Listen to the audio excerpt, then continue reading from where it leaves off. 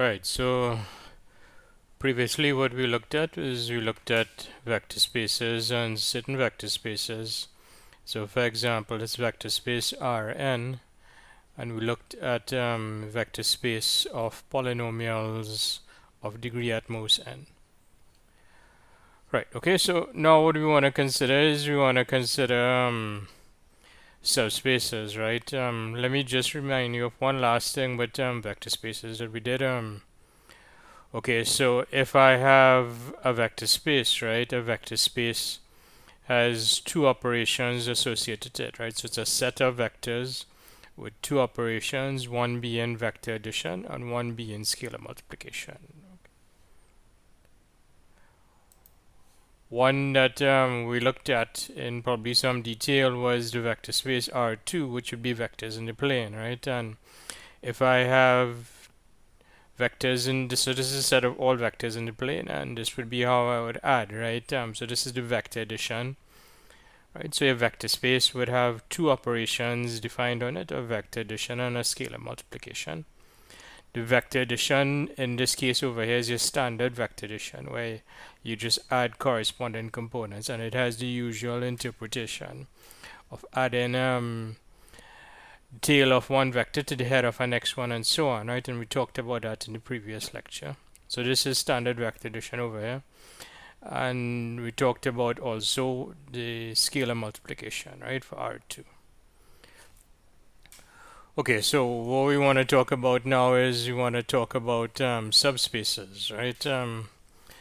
Well, what is a subspace? So what I would have is I would have some vector space that is V, right? So this would be my, if you want, this is a large vector space. And then I have a next vector space over here, and that's W, that is contained in V, right? So if you want, W is smaller than V, and it's contained in V, right? And the point is, V is a vector space to start off with, and W is also going to be a vector space. So W is the smaller one. It's contained in V, right? And it's going to be a vector space where it has the same vector addition and the same scalar multiplication as what V has. Okay, so let's look at a basic example of what a subspace would be, right? Right, so in this example over here, the big vector space would be R3, right? Now R3 is three-dimensional space, okay? And it has your standard vector addition and the standard scalar multiplication. So what do I mean by that, right? So here I have R3 over here, right? R3 consists of all vectors in three-dimensional space, right? And the vector addition is the usual vector addition where you add corresponding components. So for example, you'd add the x component over here to the x component over here. So x1 plus x2 gives you the x component of the sum over here, right? And it also has your standard scalar multiplication. So our three-dimensional space is a vector space, and you proved that we proved that formally in this example over here, right? This we proved for Rn, for all n, right? And in order to show that it's a vector space, you needed to show that it satisfied these 10 axioms over here, right? Anyway, so R3 is a vector space with your usual vector addition and scalar multiplication. And a picture of R3 is your three-dimensional space here, right? So the three-dimensional space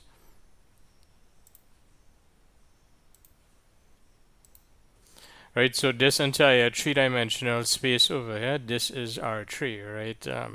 Notice what you have is you have this is your x-axis, this is your y-axis, and this is your z-axis over here, right?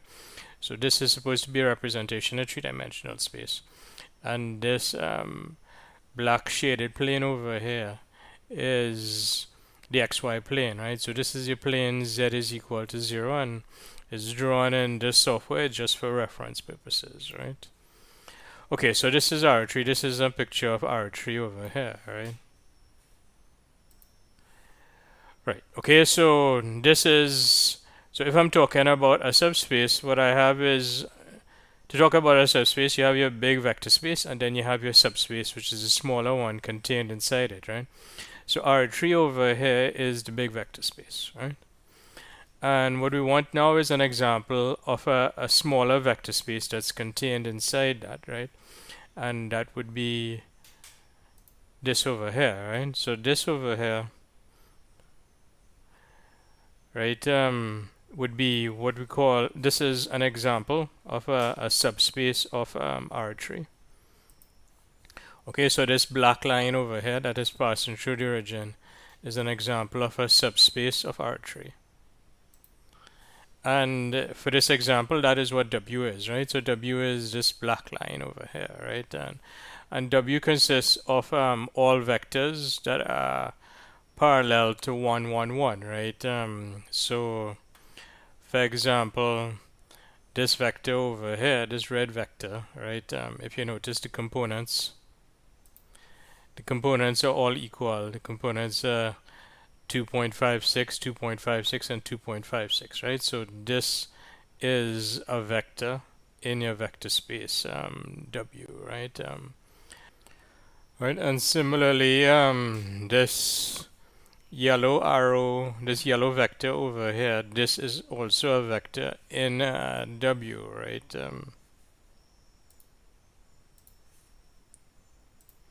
Okay, so you see in this yellow vector over here, right? That is in the direction specified by W, right? Okay, so W in fact is just a straight line passing through the origin, right? You could interpret it as that, right? And this vector that I just drew, this yellow vector over here, which is 5.66, each of the components over here 5.66, right? This yellow vector is also a vector in W, right? Okay, so what you want to notice is both the yellow vector and the red vector, right? This red vector here, right? They're both vectors in W, right? Now they're both in W, right? But they're also both in R3, right? This red vector is a vector in three-dimensional space, right? And the yellow vector is also a vector in three-dimensional space, right? So what I'm trying to say over here is that all your vectors inside W over here is actually inside R3, right? Three-dimensional space, right? Okay, so this here, this W over here is a subset of R3, and well, we already know that R3 is a vector space, right? And it turns out that W itself, right, is a vector space, right? So if you want, you could in fact forget about the big vector space and just look at W itself, right? Right, which is this black line over here. If you just look at W itself, right, W is a vector space in itself, right? So this black line over here, which is W, right, is a vector space, right? And it's contained inside a larger vector space, which is R3, right? So this W over here is an example of what a subspace is, right? So W is a subset of a bigger vector space, which is R3, and W is itself a vector space. So W is what's called a subspace, right? So one more time, right? In order to talk about a subspace, first of all, we would need a big vector space, and the big vector space in this case is the R3, everything, right? Okay, and for something to be a subspace, so for example, for this W to be a subspace, first of all, it would need to be a subset, right? Which it is over here, right? You see in this black line over here, this black line clearly is contained inside the three-dimensional space, right? Okay, so W first of all is a subset, right? And it would take a certain amount of work that you'd need to show that W is in fact also a vector space, right? And if you can show that, or if you find some means, some sort of quick means of showing that, right? Once you establish that W is also a vector space, then W would be a subspace of R3, right? So last time, W is going to be a subspace of R3 if W is a subset of R3. and W itself is a vector space. Okay, so how can we actually show that W is a subspace of R3, right? Well, you'd need to show several things, right? Well, first of all, you need to establish that W is a subset of R3, and that's not hard, right? Because W over here, right, is just consistent of the set is just vectors, three-dimensional vectors, and R3 is a set of all three-dimensional vectors, right? So you're okay there, right? The subset is easy to show, right? The hard part is showing that W is in fact a vector space in itself, right? And what we will see over here in Theorem 2.8 is you'll see a fast way to show that, right? But if you didn't have this fast way, right, and you wanted to show that W was in fact a vector space, right, what you'd need to do is you'd need to actually go through all these 10 axioms over here, right, and show that W satisfies all 10 of these, right? So to give you an example of W satisfying one of these, right? Let's look at this one over here, additive closure, right? So what this says is if I have two vectors in my vector space and I add them, then the remaining vector must, if I add them, then the resultant vector must also be in that vector space, right? Okay, so as an example of that, right, let's consider, say, these two vectors, which is this red vector over here and this green vector over here, which are both vectors in W, right? So what I did is I had this green vector. It was starting at the origin. It was going, say, from here to here, right? And what I did is, what I want to do is I want to add them, right? So this is an example of adding two vectors, U and V, and what you want to realize is that the end result, right? U is in W, right? Because it lies along the line. V is in W because it lies along the line. And if you add the U and the V, right, the resultant vector is from here to the tip over here, right? And this resultant vector also is, you see that is lying on the line W, the line represented by W, right? Or the line representing W, right? So this this sum over here also belongs to W, right? So that is a graphical illustration of two vectors belonging to W, and the sum also belongs to W. Right, so W over here satisfies this first axiom over here, additive closure, right? And if you're going to do this the hard way, right, what you need to do is you need to check all 10, right? And that's a lot of work to do, right? Okay, so what we have is we have this theorem over here, which allows us to test to see, it gives us a faster way of determining if W is going to be a subspace of a vector space, right? And in this case, the big vector space is R3, right? Right, okay, so what is the statement of this, right? So I have V is a vector space, so this is your big vector space, and W is a subset, right? So it's potentially, it's contained inside V, right? And the W has the same operations as V, right? And by the same operation, it means that it has the same vector addition and the same scalar multiplication. Okay, so what the theorem is saying over here is if you want to show that W is a subspace of V, right, you need to show three things, right? You need to show that the W is non-empty, right? You would need to show that if I have two vectors in W, then the resultant sum of them also lies in W. So that actually is the same as this additive closure over here. Okay, and if I have a scalar, right, and I have a vector in W, and I multiply the vector in W by the scalar, the result also lies in W, right? And this third one over here is in fact scalar closure, right? So if you want to show that something is a subspace, right, basically all you need to do is just show that it's non-empty, right? Okay, show that it satisfies additive closure, which is this one. Shows that it satisfies scalar closure, right? And then once you just show those three, right? All the other axioms really just fall in place, right? So all you need to do to show that something is a subspace is you need to show these three things, right? Well, there is one final thing that probably the fourth and first thing that you would need to show is that first of all it needs to be a subset of W, right? But usually that is that's usually pretty clear, right? Okay, so let's look at this W, which is defined this way, right? So it's this subset of R3, so the same example that I was talking about. And now what we want to do is we want to show that this is a subspace of R3, right? Okay, so how we're going to do it is we're going to use this theorem 2.8, right? So we're going to show that it satisfies these three conditions, right?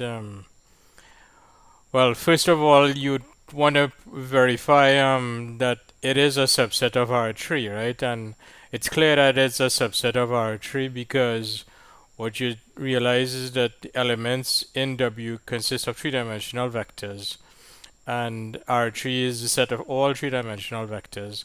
So any vector in W will belong to the vector R3, so W is a subset, right? Right. And then the next thing that we want to do is we want to use theorem 2.8, so we need to show that it satisfies these three properties over here, right? These three conditions, right? Okay, so I will do it graphically first, right? So what's your first? The first condition is that it's non-empty, right? So what I need to do is I need to find a vector that actually belongs to W, right? So something that belongs to W, and that's easy, right? If I put, say, t is equal to 1 into this, right, I will get 1, 1, 1, right? And that's a vector in W, right? So you're seeing over here that this red vector here,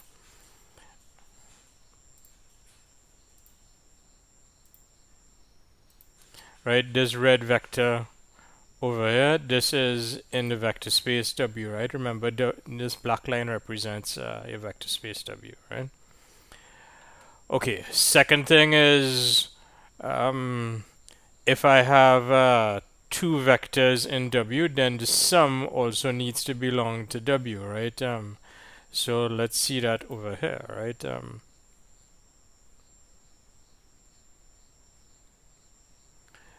Okay, so I have these two vectors, your red vector over here, right? So this would be a U, and your green vector over here, which is V. Now if I add the U and V, notice both of these line up to form a vector that also lies along W over here, right?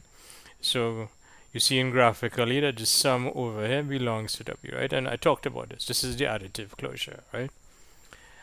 All right, and the third property that we need to see is that if I have a vector in W, such as this red vector over here, right, such as this red vector here, let me just enlarge it a little bit, and if I multiply it by a scalar, right, then the resultant vector also lies in W, right?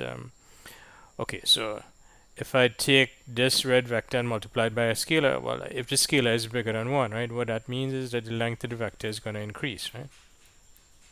Right, so if I multiply by a scalar that's bigger than 1, I'll get, say, a vector such as this one over here, right? And notice this also lines up with my black line, right? So this red vector, this multiple of the original 1, 1 lies in W, right?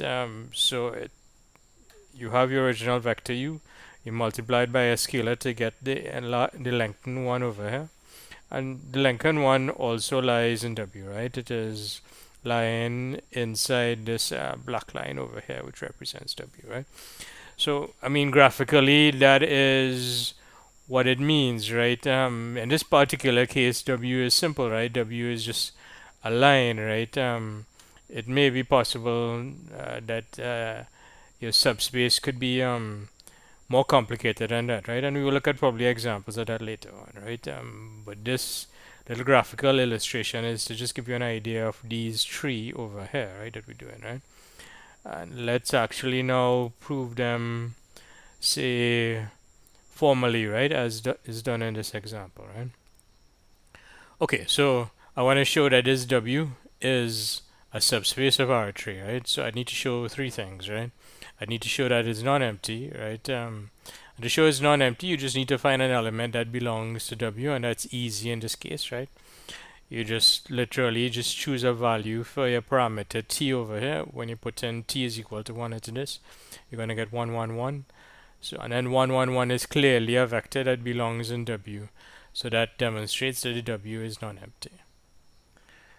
Okay, so next thing now is I have two vectors in W. So I choose two vectors in W, and what I want to do is I want to justify that when I add them, right, that the result also lies in W, right? Okay, so how do I do that without using pictures and so on, right? Well, what you do is you use your description of what the vectors in W should look like, right? So if U is a vector in W, it means that, well, what do your vectors in W look like, right? Your vectors in W, all your components are equal, right? Okay, so if U is in W, it means that, for example, all your components are equal. So how you write that is, you can write it as T, T, T, right? For some scalar T in W, right? And if V is in W, it has the same property, right? All the components are equal, and you can, what you want to do is you want to write that as SSS, right? You don't want to use T again, right? Because if you use T again, that is incorrect, right? Because what that would be saying is V is the same as U, right? And V is not necessarily the same as U, right? Okay, so that was the red arrow and the green arrow in my picture from before, right? There's no reason for the two vectors, the U and V, to be the same, right?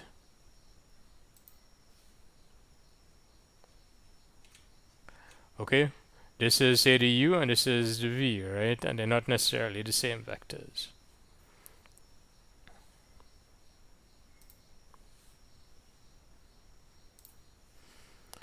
Right. Okay, so that's how I do that, right? Okay, so the U is I write as T, T, T. So what I'm doing is I'm using my description of W over here. And the V I write similarly as S, S, S, right?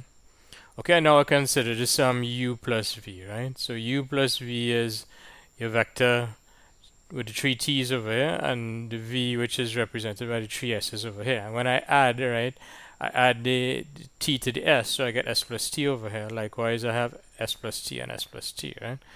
Now, well, what about, what can I say about this? Notice your component over here, this S plus T, is same as the component over here, which is the same as the component over here, right?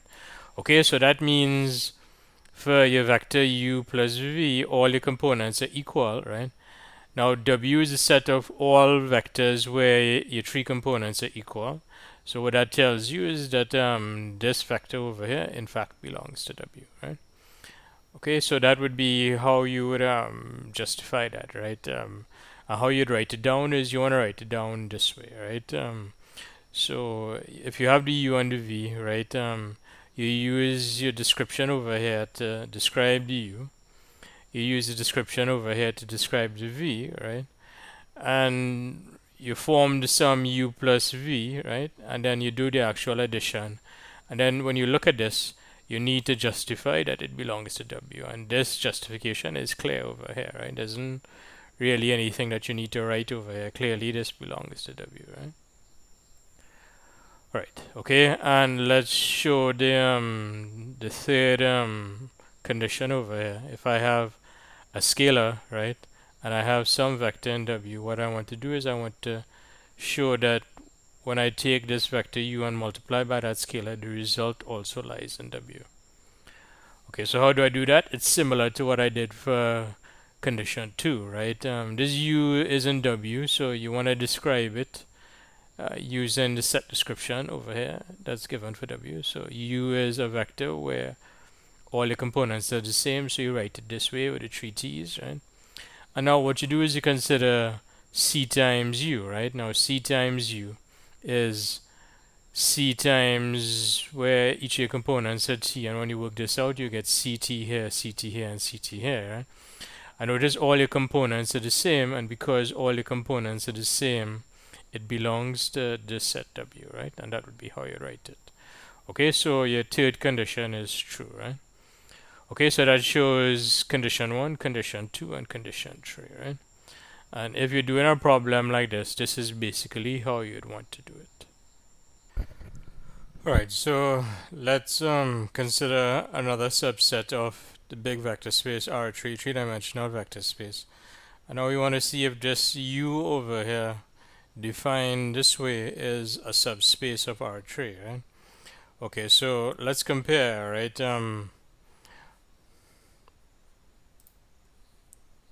This is the U here, right? And this is the W over here, right? And they look almost the same, except over here what you have is 1 plus T, and the Z component over here is T, right? So they're not quite the same, right?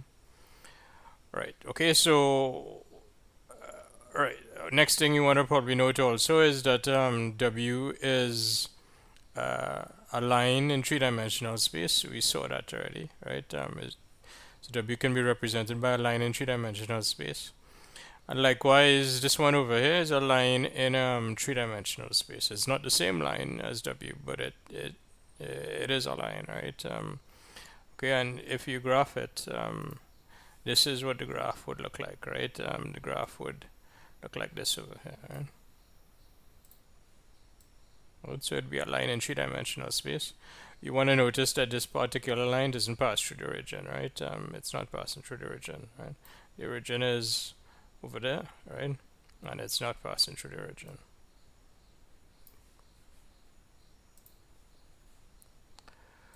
Okay, so what we want to do is we want to determine if this U over here, if it's a subspace or not, right? Okay, and right, so to show that well, if it's going to be a subspace, it needs to satisfy all three, right? Now it turns out that this is not a subspace, right? Okay, and what we want to do is we want to show that, in fact, that it's not a subspace, right? Now, to show that something is a subspace, it needs to satisfy all three, right? Notice if we were trying to show if it's a subspace and one didn't hold, right? Then that's good enough to break everything, right? Okay, so likewise over here, right? Okay, so one more time, right? If you were trying to show that something was a subspace and one didn't hold, right? Then it would break everything, as I said, right? And what that would mean is that what you were looking at was not a subspace, right? So what I'm saying over here is that if I have this, and I suspect that it is not a subspace, all you need to do is you just need to show that one of these fails, right? And if one of these fails, then that's good enough to show that it's not a subspace, right? Okay, so, well, which one would fail in this case, right? Well, it turns out that both 2 and 3 will fail, right? Okay, but 1 is not going to fail, right? Because the U over here is, if we're looking at this U over here, this U is, it is non-empty, right? Okay, so 1 will hold, right? But 2 and 3 will fail, right? So U over here is non-empty because clearly if I put, say, T is equal to 0 into this, I will get 0, 0, 1, right? Okay, right? And that belongs to U, right? Okay, so 1 holds, right? The subset that I have over here is in fact non-empty. It's called U over here, and this is just a general statement of your theorem. So if you want to check to see if something is a subspace, you just replace the appropriate letters, right? So what we're looking at over here is that the big vector space is R3, and the subset in this case for this example is in fact U, right? Anyway, so I have that the U is non-empty, right? But as I was saying, that one of these two, both of these actually fail, right? And in order to show that it is not a subspace, all I need to do is just show that one doesn't hold, right? Okay, and usually of these two over here, it's easier to work with this third one, the scalar closure, right? Because, well, why is that? The scalar closure only involves one vector, right? The additive closure involves two vectors, so it's a little more complicated to work with. So this third one, if you can get it, this one, you should try this one first, right? To see if this one doesn't work, right? Okay, so how do we do that, right? Well, what we want to do is we want to find, in order to show, we want to show that this is false, right? Okay, so to show that this is false, what we do is we pick a vector in U, right? And the vector in U, this example, this 0, 0, 1 is a vector in U, right? If I put t is equal to 0 into this, I'll get 0 here, I get 0 here, and I get 1 here, right? So 0, 0, 1 belongs to U, right? So that belongs to U over here, right? C is a scalar, so you can choose any scalar. Well, you want to choose a scalar that is not equal to 1, right? So we choose some scalar over here, such as 2, right? And then I consider C times U, right? And the point now is that this CU over here, right? I'm going to show that this 0, 0, 2 does not belong to U, right? So what I'm trying to show is that this statement doesn't hold. I'm replacing the W by U over here, right? So you want to think of this W as just being U here, right? And I want to show that the statement doesn't hold, right? So if I have a scalar, right, and I have a vector in U, then what's going to happen is I'm going to show that the scalar times the vector does not belong to the subset, right? Okay, so how do I do that, right? Well, this is the vector in U with the 0, 0, 1. This is the scalar 2 over here. I multiply it, I get 0 C times U, which is 0, 0, 2, right? And now this 0, 0, 2, I want to determine if it's in U or not, right? Okay, so how do I determine if it's in U or not? 0, 0, 2 is going to be in U if it's of this form, right? Okay, and if it's in this form, it means that there is some parameter t such that 0, 0, 2 is equal to t1 plus t, right? Okay, so what I'm doing now is I'm looking at this over here, this vector equation, right? And for this vector equation, well, what can I get from this vector equation, right? Well, what you can do is you can equate the components, right? And what do your components say over here, right? Well, you get, what you do is you equate your first component, so you get 0 is equal to t, right? Okay, you equate your second component, right? You get 0 is equal to t, which gives you this over here. And then you equate your third component, which gives you 2 over here, right? And then 1 plus t over here, right? And right, for this 0, 0, 2 to belong to this set over here, it means I have to be able to find some parameter small t such that when I put small t into this over here, I'll get a 0, 0, 2, right? But we'll see that that's not possible, right? Because this vector equation is just equivalent to these three equations. We just saw that, right? And now what you do is you try to solve these equations, right? When you solve these equations, what you're going to get is you're going to get t is equal to 0 over here. And that t is equal to 1, right? Now both of these cannot hold at the same time, right? T can't be 0 and equal to 1 at the same time, right? Okay, or a next way to say this is that your equations over here are inconsistent, right? There's no solution to these equations, right? Okay, so you cannot find a parameter t over here, parameter value t, such that when I put it into this here, such that when I put it into here, right, that I will get 0, 0, 2, right? So what that tells you is that 0, 0, 2 does not belong to U, right? And because it doesn't belong to you, it means that this condition fails, right? So what I did is I found a scalar, which is 2. I found a vector, which was 0, 0, 1. When I formed the product, which was 0, 0, 2, the 0, 0, 2 did not belong to you, right? It does not belong to you, right? So this little epsilon over here, it means belong to, right? When you put a slash through it, it means does not, right? So the 0, 0, 2 does not belong to you, so your condition over here fails, right?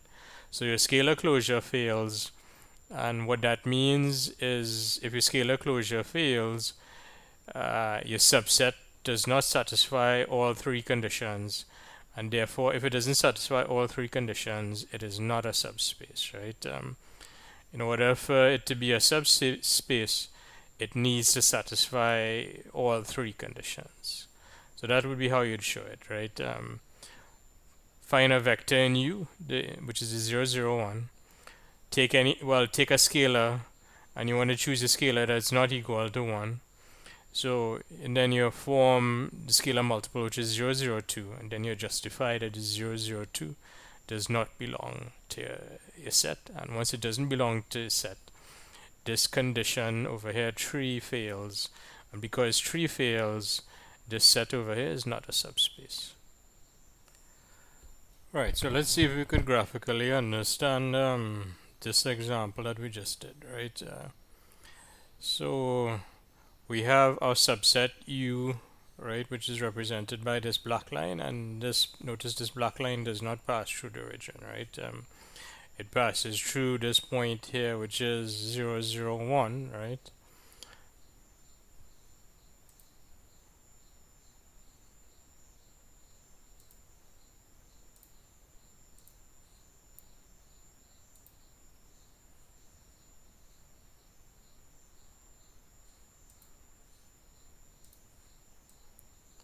Okay, so it passes through your point 0, 0, 1, right?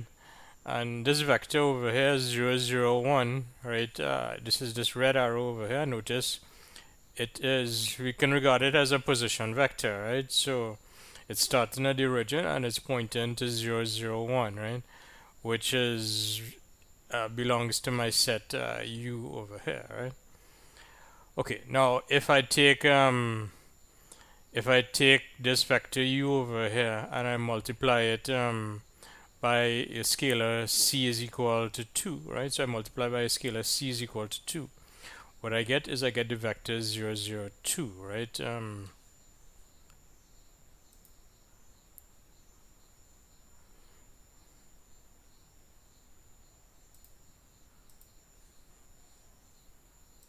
Which is this green vector here, right? Now, if you look at this over here as a position vector, right, it's starting at the origin and it's pointing towards 0, 0, 2, right? This is your z-axis over here, right? And this 0, 0, 2 does not lie on this line over here, right? Doesn't lie on my my line that represents U, right?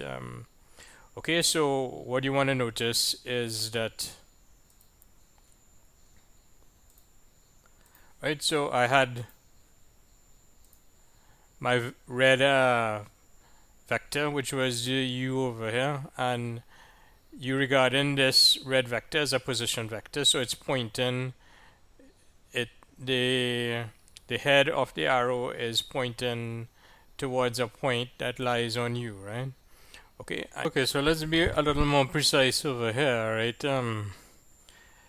If I have vectors in U, right, U is a line that isn't passing through the origin, right? So if I want to represent these vectors, a vector that belongs to U, I'm going to have to use position vectors such as this, right? Okay, so this red vector over here is 0, 0, 1, right? This lies along your z-axis, and it is starting at 0 and it's pointing towards your point 0, 0, 1, right? Okay, and 0, 0, 1 is an element of U, right? Okay, so likewise, this point over here, right? This B over here, that is the point actually is 112, right? So 112, right? Okay, and this 112 belongs to you, right? Okay, so this point 112 belongs to you, and if I want to represent it as a vector, I can represent it as a position vector, right? Okay, so basically the vectors that belong to you, each of these I can represent as position vectors, right? Where the tip of the vector is going to be a point on the line representing you, right? Okay, so why do I mention that is I want to explain graphically that this 002 does not belong to you, right? In this context over here, I'm using the scalar multiplication, right? Okay, so I have this red vector, which is 001, right? Okay, so 001, this triple over here, I can represent by this red position vector over here, right?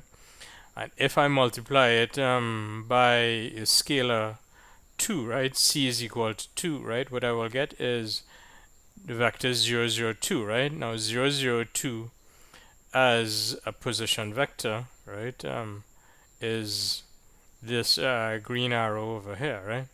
And you want to notice that as a position vector, it's pointing to a point, this point over here, which is 002. And this 002 no longer lies on the line over here. And this black line represents you, right? Okay, so while this 001, which was this point over here, A, right, and the 001 was represented by the red position vector, right? When I multiply by the scalar 2, I get the green vector. So the length of it increases to 2, right?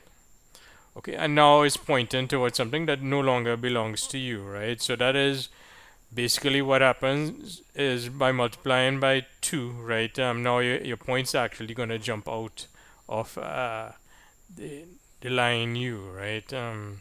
So you don't have the scalar closure, right? And you see actually that if you have any vector, right, belonging to u, and you just multiply it by, say, the scalar 2, right? What's going to happen is it's going to jump out over here, and it's going to give you a point that does not belong to you, right? So that is graphically how you can see it. It's a little more difficult over here because you need to represent these points on you, right? These vectors belonging to you as position vectors, right? Such as this red vector over here, and also this blue vector over here is also a position vector representing a point, a vector in U, right? Okay, so we looked at two subsets of R3, right? The W over here, right?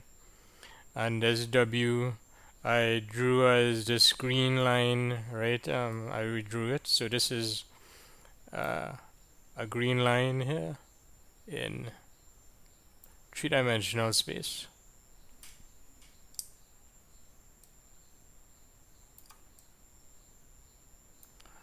Right.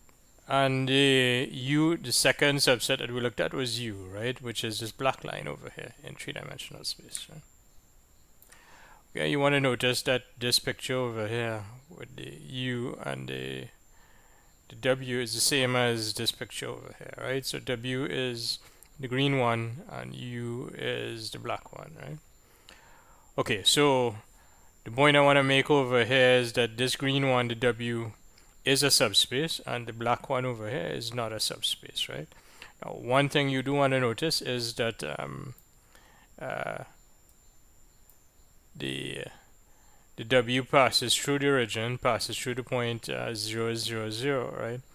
While the U does not contain the origin, right? It does not pass through the origin, right? Okay, so what that is actually one condition to check to see if a subset is a subspace or not, right? Any subspace must contain the zero vector, right? So if you're looking at something and you sketch it and so, right, and it does not contain the zero vector, such as this black one, which is capital U, right, which is this one over here, right, then you can get an idea that it is not a subspace over here, right? Okay, so one condition for a subset to be a subspace is that it must contain the origin. Okay. Okay, so let's look at this example over here, right? If I have a vector space over R, right? And notice they're not telling you what the vector space is, right? They're just saying that you have some vector space, right? Real vector space, and if 0 is the zero element of V, right? And remember, vector space must contain an additive identity element, which is called the zero vector over here, right? Okay, so if I have any vector space and I have the zero vector in it, right? And I consider the set just containing that single zero vector, then that's actually a subspace, right? That is called the trivial subspace of V, right? Okay, so as an example of what that trivial subspace would look like is, remember all the time so far, the example that we were using as the big vector space over here is we were using R3, right? We were using R3 as my vector space, so the three-dimensional vector space, and then I was looking at various subspaces of it, right? So for example, this is W over here, right? Okay, so if I'm looking at three-dimensional space, right? If I'm looking at three-dimensional space, the trivial subspace just containing this zero vector is actually this. If you look at it graphically, would just be this red point over there at the origin, right? So that red point at the origin would represent that it just represents the zero vector, and that by itself is this subspace, okay? And that's an example of a trivial subspace in R3. Right, and while we're looking at R3 and we look at subspaces of R3, so we saw over here that this W, capital W, which is represented by this green line over here, right? That is a subspace of R3, right? Okay, so we see in R3, we see in at least two different types of subspaces, right? You have the trivial subspace, which is just the zero vector over here by itself, right? Which is this one, right? Okay, then you have lines through the origin. So for example, this W over here is a line through the origin. So that also is a subspace, right? A type of subspace in R3. Okay, and then the next type of subspace that you have in three-dimensional space are planes through the origin, right? So this is your xy plane over here. This is your plane z is equal to 0, right? And z is equal to 0 is in fact a subspace of R3, right? And you see it at some point in time, probably in tutorial, that you can show that your plane z is equal to 0, the xy plane is a subspace, right? Now, a plane is going to be a subspace, but it must contain the zero vector, right? If it does not contain the zero vector, then it's not going to be a subspace, right? So planes through the origin would be a subspace of R3, right? So similarly, this green plane over here, right? Right, this is your plane y is equal to 0, right? Because this is your x-axis over here, this is your y-axis, this is z-axis. So this is where y is equal to 0, and this sort of blue-green plane over here, this is your plane y is equal to 0. This is a next example of a subspace of R3, right? Okay, so these two planes over here, both passing through the origin, are different subspaces of R3, right? Okay, so and likewise, any line passing through the origin would form a subspace of R3, right? And a point through the origin, a point but just by itself, right? A point at the origin is also a subspace of R3, right? Okay, so, and we will see later on that, I mean, these are different, right? A line is one-dimensional, right? A plane is two-dimensional. A point is zero-dimensional, right? Okay, so the subspaces through R3 you could actually classify via dimension, right? You have just a trivial subspace, which is just a zero vector by itself, right? And this is uh, zero dimensional, right? And then you have lines through the origin, right? So a line through the origin would be a subspace of R3, and this is one dimensional, right? And then you have planes through the origin, which is two-dimensional, and that would also be a subspace of R3. So you have your different types, right? Just the origin itself, which is zero-dimensional, line through the origin, which is one-dimensional, planes through the origin, which is two-dimensional, and then the last subspace, again, which is a type of trivial subspace, is just R3 itself, right? Because R3 is a subset of itself. And because R3 is a subset of itself, it would be a subspace of itself. And that is three-dimensional, right? So your possible subspaces of R3 are either zero-dimensional, such as this origin over here, one-dimensional, such as this line through the origin, two-dimensional, such as this plane through the origin, or finally three-dimensional, which is just the entire vector space itself, right? Okay, so somewhat different from the subspaces, or different definition from the subspaces, is what a linear combination is. Okay, so I have a vector space, and then I have a certain amount of vectors belonging to that vector space, right? So I'm going to call them U1. First vector is U1, second vector is U2, right? And I keep going like that until I have UN over here, right? So small n, right? So UN over here, right? So I have n vectors, and these would be different vectors for us, right? So I have n different vectors over here, right? And what I want to do is I want to get a linear combination of these n vectors, right? So a linear combination of these vectors, what you're going to do is you're going to take U1, you're going to multiply it by some given scalar C1, take U2 multiplied by some given scalar C2, right? And you keep going like that until you hit the UN over here, multiply that by a given scalar Cn over here, and then what you do is you add that up, right? Okay, so a linear combination of n vectors belonging to a vector space is, what you do is you multiply each of the vectors by some scalar, and then you just add it up, right? Alright, so a simple example of this would be vectors. Let's get a linear combination of some vectors that belong to R2, right? So two-dimensional space. Here I'm writing them in column vector form because it's easier to see the arithmetic when we form the linear combination, right? Okay, so the first vector is U1 is 2, 4, second vector is 6, 3, and third one is minus 5, 2, right? And so in this case, the small n is equal to 3, right? You have 3 vectors, yeah.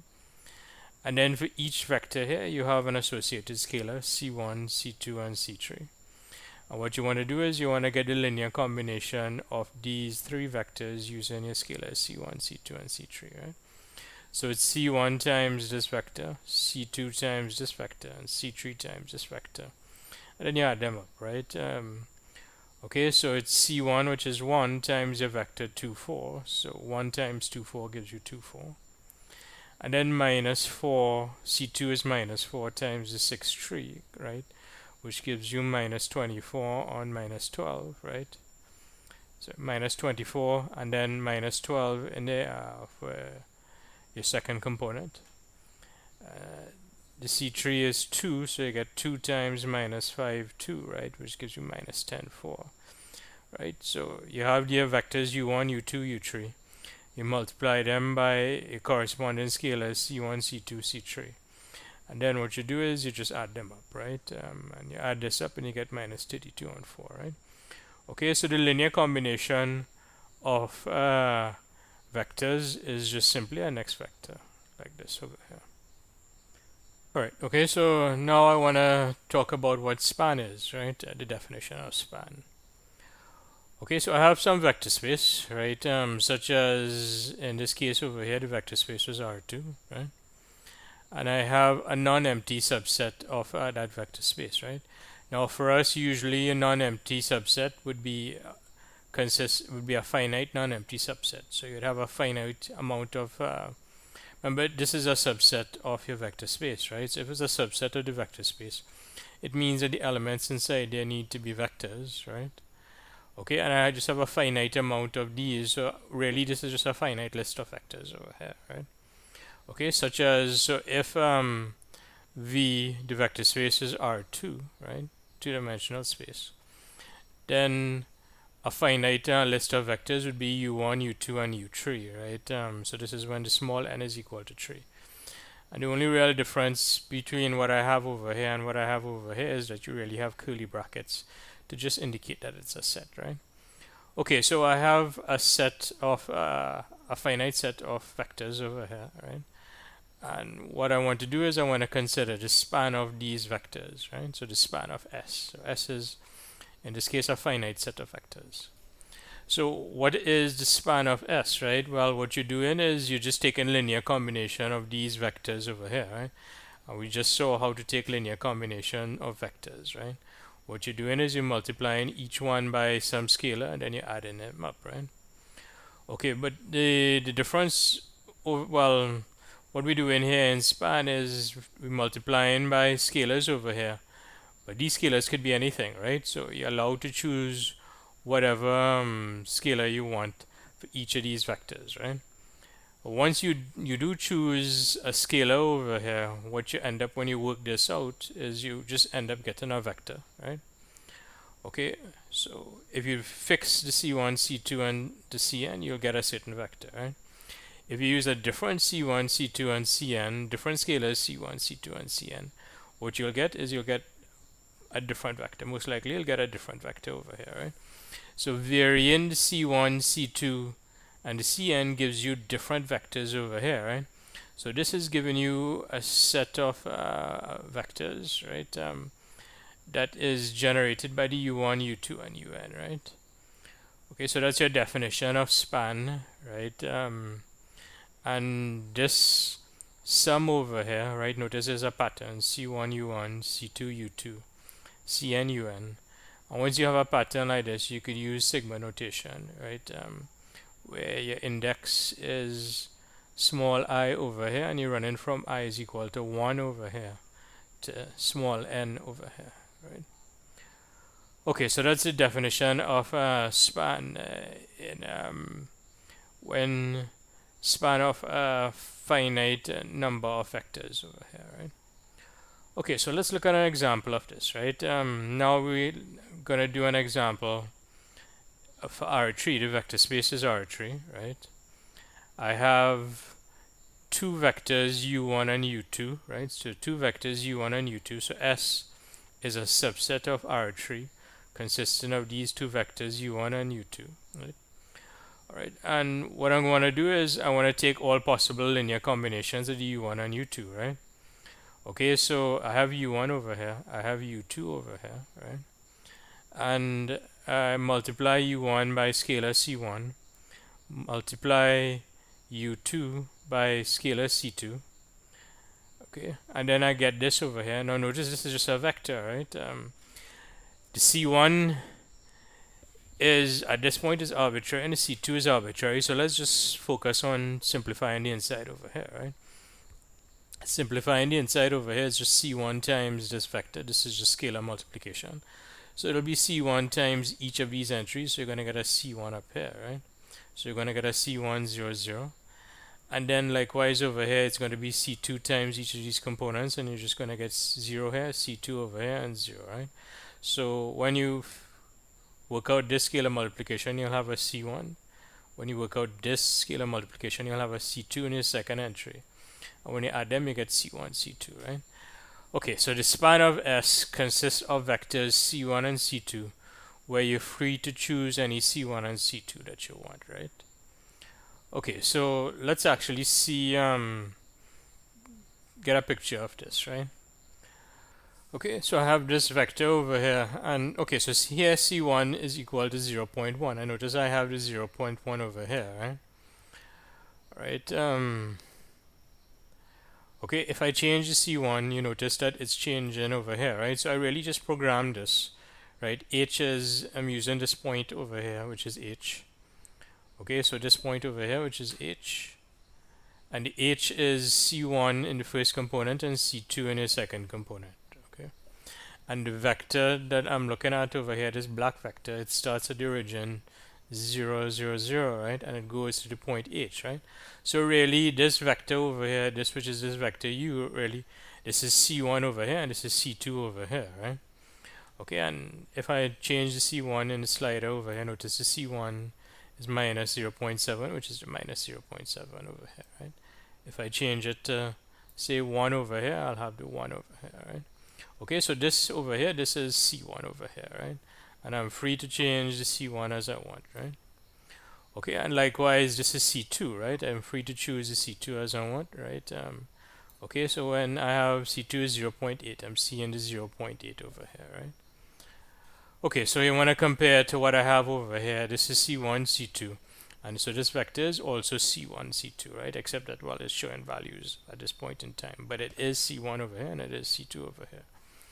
Okay, so let's get an idea of what's going on over here, right? This S, this span of S is consistent of all vectors where you have C1 in your first component, C2 in your second component. And the C1 and C2 can be anything, right? Now, what that means is that you're free to choose whatever you want over here, and you're free to choose whatever you want over here. And if you're free to choose whatever you want over here and whatever you want over here, right? And this is always 0, right? What this gives you is this gives you any vector in the xy plane, right? So for example, I can get, say, this vector over here, right, in my xy plane. I can get this vector over here in my xy plane. I can get this vector over here in my xy plane. So by choosing any C1 and C2 that I want, right, I can get any vector in the xy plane, right?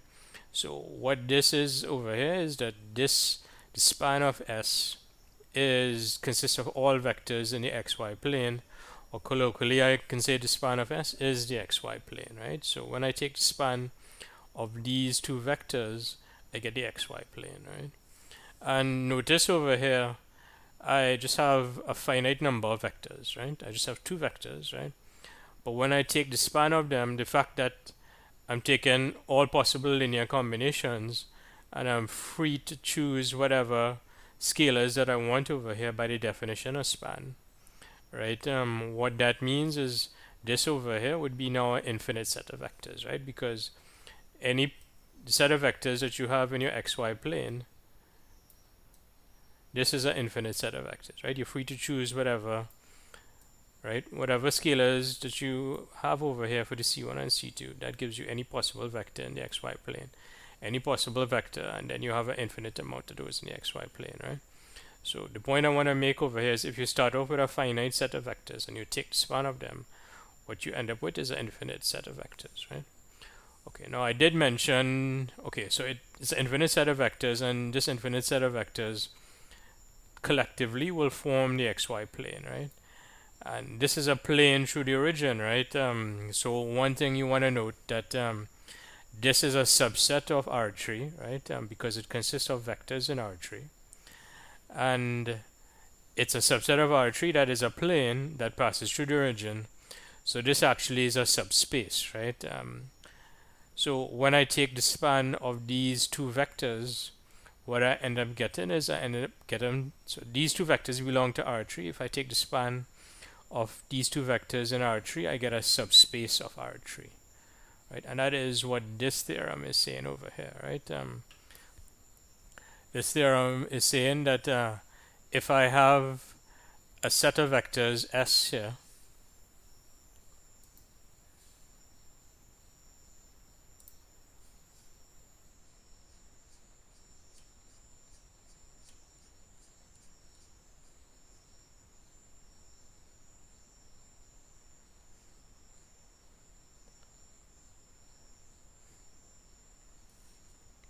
Okay, so if I have a set of vectors, S non-empty set of vectors belonging to my vector space V, right? So for example, this S over here is a non-empty set of vectors belonging to my vector space R3, right? And if I take the span of that, right? So as I did over here, the span of that, right? What I end up getting is a subspace of my vector space, right? Okay, so in this example, the subspace, in this example, the vector space V is R3. Okay, and the span of my S is a subspace, and that subspace happens to be the xy plane, right? So this is a picture of it also, right? Okay, so you see in your vectors over here, 1, 0, 0. So this is your vector 1, 0, 0. You have your vector 0, 1, 0, which is this vector over here, 0, 1, 0. And this is an example vector. This is a linear combination of these two, right? And the point is, the C1 and C2 could be anything, right? So this vector could be anything in the xy plane. But anyway, so this is, if I have a vector space and I have a subset of that vector space, such as this one over here, and I take the span of that, right? What I do is I generate an infinite set of vectors, and that infinite set of vectors is a subspace of the vector space, right?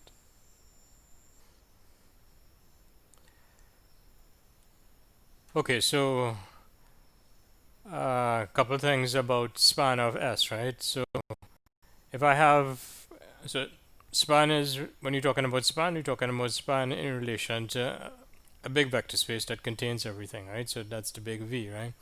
And in this example, the big vector space was R3, right? Three-dimensional space. Okay, so if I have a finite set of vectors over here, right? And I take the span of it, such as this over here, right? What I'll get is I'll get a subspace, right? And how you get the span of a finite set of vectors is you just take all possible, so this is a finite set of vectors, you take all possible linear combinations of them, right? So in other words, you take your first vector, multiply by a scalar, take your second vector, multiply by a scalar. You'd get something like this over here, but the C1 and C2 could be anything, right? So this will generate an infinite set of vectors for you, right? Okay, so that's how you get the span in the case of when you have a finite set of vectors, right?